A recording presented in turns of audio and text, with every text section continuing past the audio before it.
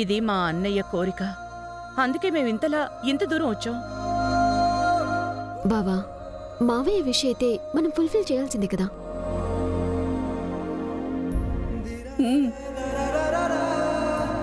విహారీ, అందరం ఇక్కడే ఉందాంరా. నాన్న, ఏంట్రా ఆలోచిస్తావ్? నీకు దూరంగా ఉండడానికి ఇక్కడెవరూ సిద్ధంగా లేరు. నీతో పాటే మేమందరం ఉంటాం.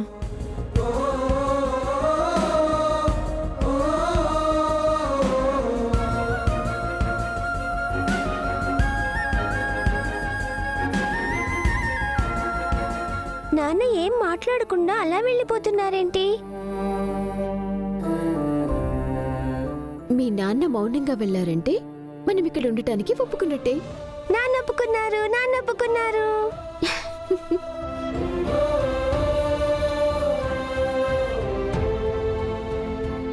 హే, నాన్న ఒప్పుకున్నారు.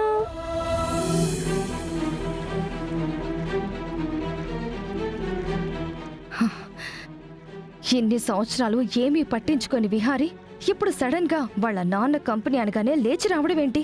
వాడిలో మళ్ళీ బిజినెస్ చేయాలనే కోరిక కలగడమేంటి? కరెక్ట్ గా ఆక్షన్ టైంకొచ్చి అంత డబ్బు పెట్టి మా అన్నయ్య స్థాపించిన కంపెనీ కొనడమేంటి? విహారీగాడు కుంభకర్ణుడి నిద్రలో నుంచి పైకి లేచాడు. మళ్ళీ యాక్టివ్గా పూర్వ విహారీలా కనిపిస్తున్నాడు. వాడిలా వచ్చాడంటే నా ఆధిపత్యానికి అడ్డుగా వస్తాడు. నా నుంచి నా పవర్ని లాగేసుకుంటాడు. అలా జరగడానికి వీల్లేదు. 150 కోట్లు పోతే పోయాయి కానీ వాడు వాళ్ళ నాన్న కంపెనీని తిరిగి నిలబెట్టకూడదు.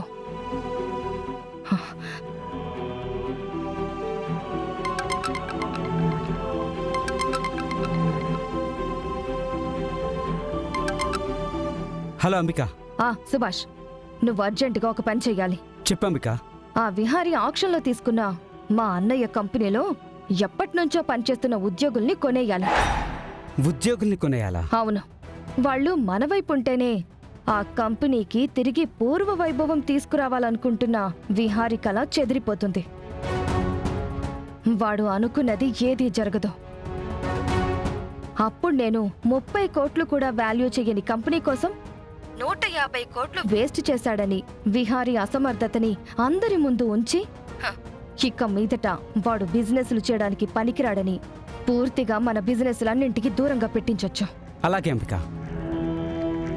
ఎంప్లాయీస్ అందరినీ మన వైపు ఉండేలా కొనేస్తాను. సుభాష్, ఒకవేళ ఎంప్లాయీస్ మన వైపు లేకపోతే విహారీ మా అన్నయ్య కంపెనీ నిలబెడితే మాత్రం తిరిగి నా నుంచి అన్ని బిజినెస్ల్ని తీసేసుకుంటాడు. మనకి ఎలాంటి పవర్స్ ఉండవు. అర్థమైంది అంబిక.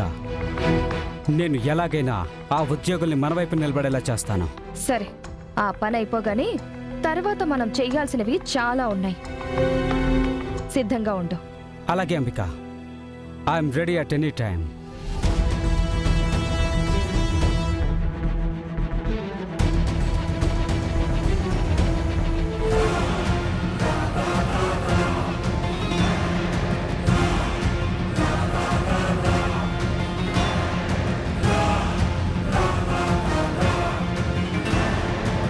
ఎవరండి మీరు? విహారీ సార్ని కలవాలండి. ఒక్క నిమిషం ఆగండి, పిలుస్తాను. వీళ్ళేంటి ఇలా వచ్చారు? విహారీని కలవడానికై ఉంటుంది. విహారీ బాబు, మీకోసం కలవడానికి కార్మికులు వచ్చారు బాబు. సరే, నేను వెళ్ళి కలుస్తాను. విహారీ ఆగు. నిన్ను కలవడానికి కార్మికులు ఎందుకు వచ్చారో తెలుసా? తెలీదు అత్తయ్య. వాళ్ళు నువ్వు కంపెనీని మళ్ళీ టేక్ ఓవర్ చేసావు కదా, వాళ్ళ ఉద్యోగాలు ఉంటాయో పోతాయో తెలుసుకోవడానికి వచ్చారు. నువ్వు వాళ్ళ మాటలకి బుట్టలో పడిపోయి లేనిపోని కమిట్మెంట్స్ ఇవ్వకు. మన కంపెనీకి లాస్ రావడానికి, మన కంపెనీకి దుస్థితి కలగడానికి కారణం ఆ కార్మికులే. వాళ్ళ డిమాండ్స్ కానీ రిక్వెస్ట్లు కానీ నువ్వు పట్టించుకోకు. నువ్వేం మాట్లాడినా ఆలోచించి మాట్లాడు.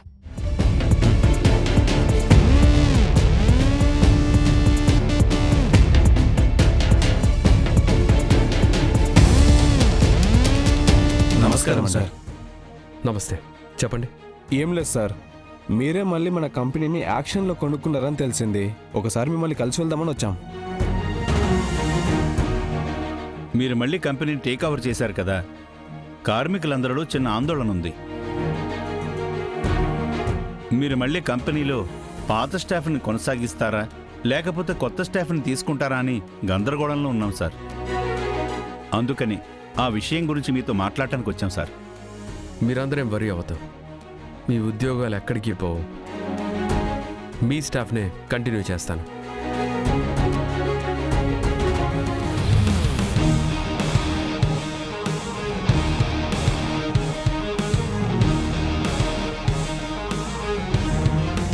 సార్ నిజంగా మీరు చాలా గొప్పవారు సార్. హరికృష్ణ గారి వారసత్వం పుణికి పుచ్చుకున్నారయ్యా మీరు. మీ ఆలోచన, మీ విధానము అన్నీ హరికృష్ణ గారిలాగే ఉన్నాయి.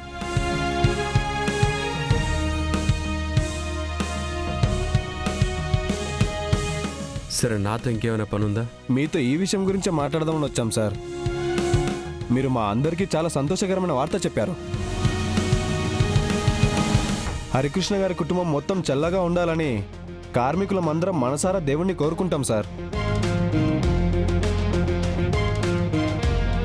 వెళ్ళొస్తాం సార్. మంచిది.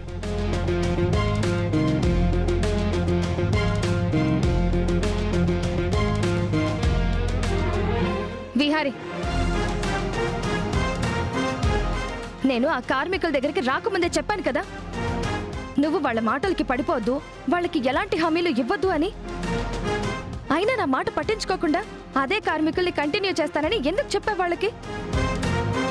ఆ కార్మికుల్ని కంటిన్యూ చేస్తే నువ్వు మీ నాన్న కంపెనీని ఎలా పైకి తీసుకొస్తావు? అత్తయ్య, నేను ఆ పాత కార్మికుల్ని పెట్టడానికి ఓ పెద్ద కారణం ఉంది.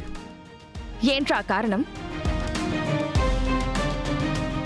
ఇదే కార్మికులు గత 2-3 సంవత్సరాల నుంచి మన కంపెనీ పొజిషన్ బాగలేకపోయినా, మనం శాలరీస్ ఇవ్వకపోయినా, కంపెనీ మీదున్న విశ్వాసంతో, నమ్మకంతో ఇన్ని రోజులు ఓపిగ్గా ఎదురు చూశారు. ఇంతకంటే నమ్మకస్తులైన కార్మికులు, మన కంపెనీ అంటే భయభక్తులతో పనిచేసే స్టాఫ్ ఎక్కడ దొరుకుతారు? అతను నేను మనసుతో ఆలోచించడం ఎప్పుడో మానేశాను. ఈ నిర్ణయం నేను బుర్రతోనే ఆలోచించాను. మనం డబ్బులు పెట్టి ఇప్పుడు కొత్తగా కార్మికుల్ని కొనుక్కోగలం, కానీ నమ్మకస్తుల్ని ఇప్పటికిప్పుడు కొనుక్కోలేం.